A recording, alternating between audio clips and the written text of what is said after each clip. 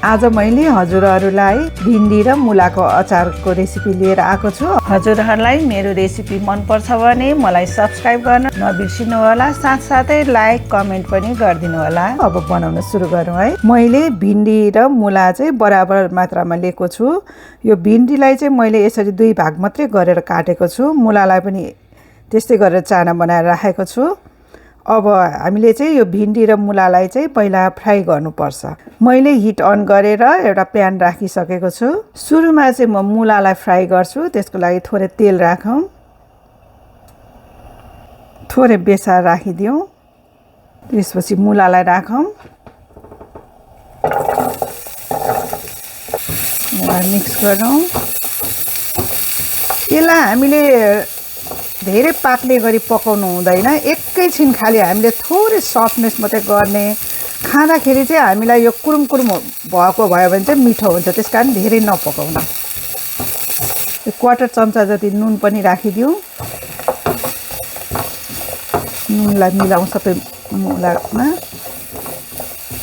अब मुला तयार भइसकेको छ। अब यसलाई निकालौँ र एउटा भाँडामा खनाउँ। अब फेरि मैले प्यानलाई चाहिँ यहाँ ग्यास स्टोभमा राखिसकेँ। अब थोरै तेल राखौँ। अब क्वार्टर चम्चा जति बेसार राखिदिउँ यसमा पनि। अब भिन्डीलाई पनि राखौँ। अब मिक्स गरौँ। भिन्डीमा पनि क्वार्टर चम्चा जति नुन राखिदिउँ र यसलाई मिक्स गरौँ। यो भिन्डी पनि हामीले धेरै पकाउनु हुँदैन। यसलाई अलिकति सफ्ट गर्नको लागि चाहिँ हामीले छोपेर पकाउनु पर्ने हुन्छ। अब भिन्डीलाई छोपेर हामीले 2 मिनट जस्तो पकाउँ। भिन्डीलाई छोपेको पनि 2 मिनट भइसक्यो। अब एकछिन यसलाई हामीले खुल्लै राखेर भुटौँ।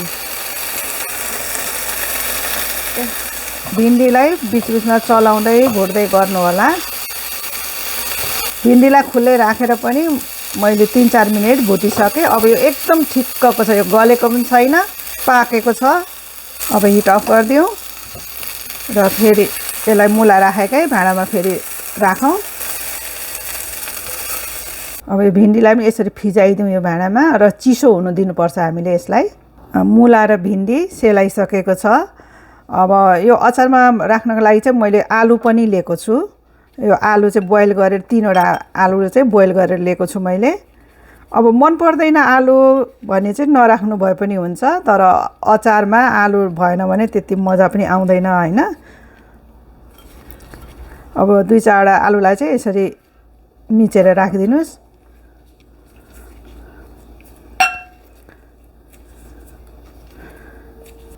अब यो लाइम जुस लिएको छु मैले, यो पनि राखिदिउँ। आफूलाई कतिको अमिलो चखिलो चट्ट परेको खाने बानी छ हैन, त्यही अनुसारले राख्ने। त्यसपछि मैले यो आलसलाई चाहिँ भुटेर पिसेर राखेको छु।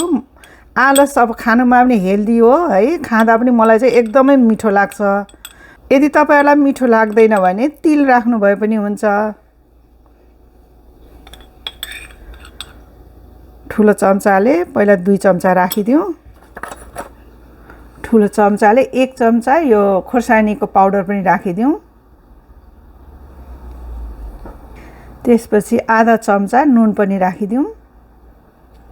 नुन पहिले पनि हामीले भुट्दा राखेको छौँ हैन। यो नुन चाहिँ अब हामीले अमिलो राखिन्छ, आलु राखिन्छ हैन, त्यसको लागि राखेको हो। अब यसमा झान्नको लागि मैले हरियो खोर्सानी 3वटा हरियो खोर्सानीलाई चाहिँ काटेर राखेको छु यसरी। अब यो यसलाई बिचमा राखिदिउँ यसरी। यसरी हामीले यसकै माथि चाहिँ तेल झान्दियौँ भने चाहिँ हामीलाई तेलमा चाहिँ खोर्सानी राखिरहनु पर्दैन। अब अचारलाई झानौँ हामीले। मैले हिट अन गरेर प्यान राखिसकेको छु। अब अचार झान्न तयारी गरौँ। प्यान तातिसकेको छ। अब तेल राखौँ। मैले चाहिँ तोरीको तेल लिएको छु झान्नको लागि। 2 ठुलो चम्चा जति तेल राखिदिउँ।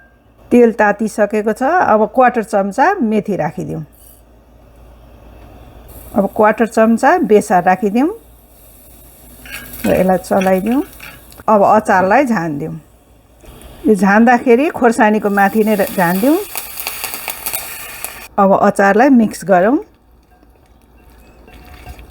यो अचारमा चाहिँ हामीले पानी राख्नु हुँदैन। यो जति छ यो यत्तिकै नै अचार यो मिठो हुन्छ।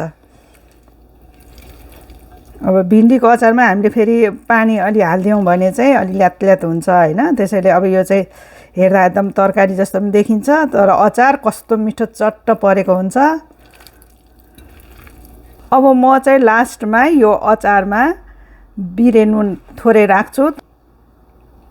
आफ्नो स्वाद अनुसार राख्ने हो, नुन पिरो भन्ने चिज सबै। अब म 1 चम्चा तोरीको तेल पनि राख्दैछु।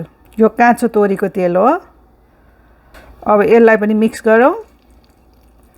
मलाई चाहिँ अचारहरूमा यो काँचो तोरीको तेल बिरे नुन हालेको एकदमै टेस्टी लाग्छ है। अब तपाईँहरूलाई मन पर्दैन भने नराख्नु भए पनि हुन्छ। म चाहिँ प्राय गरी राख्छु यो अचारमा। अब भिन्डी र मुलाको अचार त तयार भइसक्यो। अब यसलाई चाहिँ म डिस आउट गर्छु है।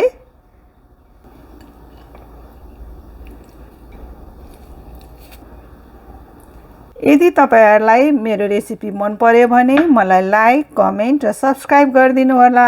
यस्तै गरेर म फेरि अरु नयाँ रेसिपीहरु लिएर आउने छु। त्यतिन्जेलसम्मको लागि बाइ।